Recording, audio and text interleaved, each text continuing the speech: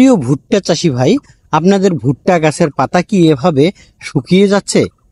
কি কারণে ভুট্টা গাছের পাতা শুকিয়ে যাচ্ছে, কিংবা ভুট্টা গাছের পাতার অগ্রভাগ লালচে হলুদ যে দাগগুলো আছে ঠিক এভাবে গোড়ার দিকে আগাচ্ছে?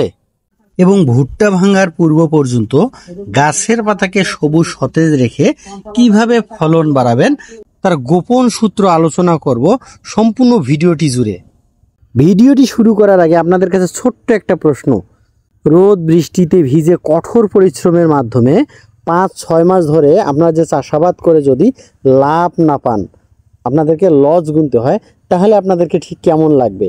অবশ্যই বলবেন খুব কষ্ট হয়।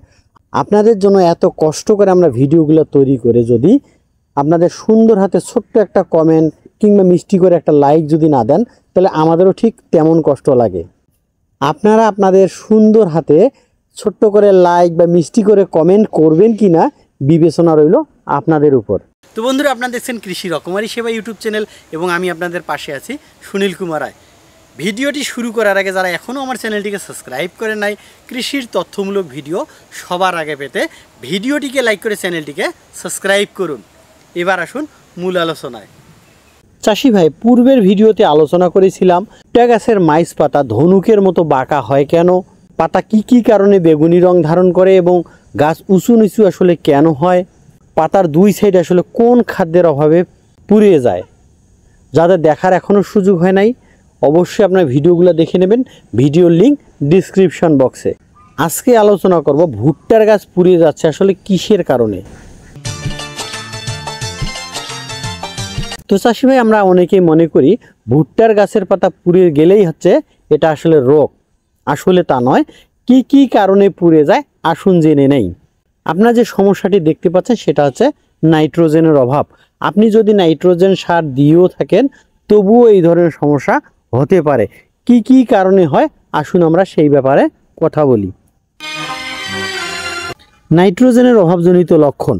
ভুট্টা গাছে নাইট্রোজেনের অভাব হলে গাছের পাতা ফ্যাকাশে বা হলদে রং ধারণ করবে। পুরাতন পাতার অগ্রভাগ অর্থাৎ নিচের পাতার মাঝখানে শিরা বরাবর দেখবেন লালচে হলুদ দাগটা ধীরে ধীরে গোড়ার দিকে আসতে থাকবে।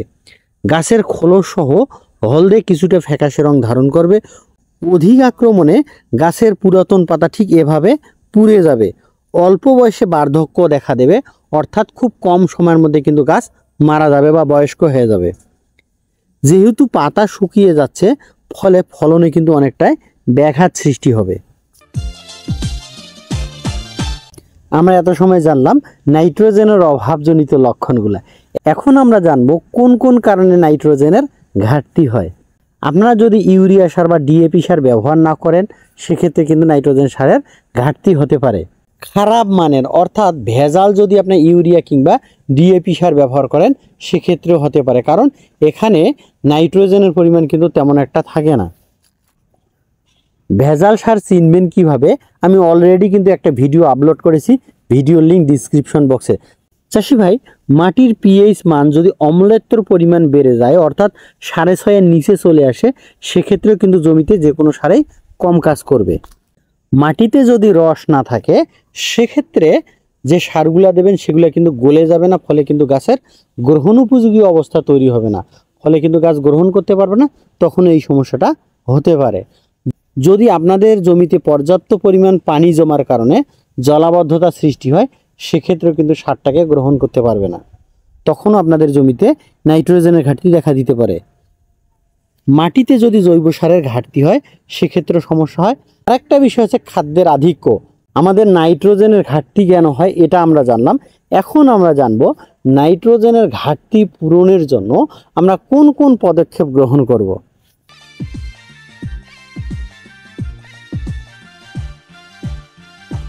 আমাদেরকে অবশ্যই জমিতে সুষম মাত্রায় ইউরিয়া এবং ডিএপি সার ব্যবহার করতে হবে। ইউরিয়া সার যেন লস না হয়, এই জন্য আপনারা ভেঙে ভেঙে কয়েক কিস্তিতে ইউরিয়া সার ব্যবহার করবেন। অবশ্যই ভালো মানের ডিএপি সার ব্যবহার করবেন। মাটির অম্লমান সঠিক রাখার জন্য জমির কন্ডিশন ভেদে প্রতি শতকে 3 থেকে 4 কেজি ভালো কোয়ালিটির ডলচুন ব্যবহার করবেন, অবশ্যই ফসল লাগানোর 15 দিন আগে। জমিতে পর্যাপ্ত পরিমাণ আদর্শ জৈব সার দেবেন। কারণ হচ্ছে জৈব সার সকল সারকে চুষে নিজের মধ্যে জমা করে রাখে এবং উপকারী ব্যাকটেরিয়া সেটাকে খাদ্যে রূপান্তর করে। ফলে কি হয়, খাদ্যের অপচয় কম হয়। আপনি বায়বীয় নাইট্রোজেন তৈরি করার লক্ষ্যে অবশ্যই জমিতে ধইঞ্চার চাষ করতে পারেন। অর্থাৎ ভুট্টা যেদিন তুলবেন তার 15 থেকে 20 দিন আগে যখন সর্বশেষ পানি সেচ দেবেন, তখন আপনার একর প্রতি 16 কেজি ধইঞ্চার বীজ বিনা চাষে ছিটিয়ে দিতে পারেন। সমস্ত লিগুমিনেসি ফ্যামিলির উদ্ভিদের শিকড়ে কিন্তু এক ধরনের গুটি হয়, যেটাকে আমরা নোডিউল বলি। এই নোডিউলের মাধ্যমে বাতাসে ভাসমান যে নাইট্রোজেনটা আছে সেটা কিন্তু জমা করে রাখে এবং পরবর্তীতে সেটা মাটিতে মিশে যায় এবং সহজে গাছ সেটা গ্রহণ করতে পারে। তবে চাষি ভাই, এক্ষেত্রে যারা ভুট্টার জমিতে ধইঞ্চা চাষাবাদ করবেন তারা অবশ্যই আমন ধানের জমিতে ইউরিয়ার পরিমাণ কিন্তু অনেক কম দেবেন। ধইঞ্চা চাষের ফলে আপনাদের জমিতে বায়বীয় নাইট্রোজেন জমা হলে সেটা দীর্ঘদিন ধরে কিন্তু মাটিতে সুরক্ষিত অবস্থায় থাকে।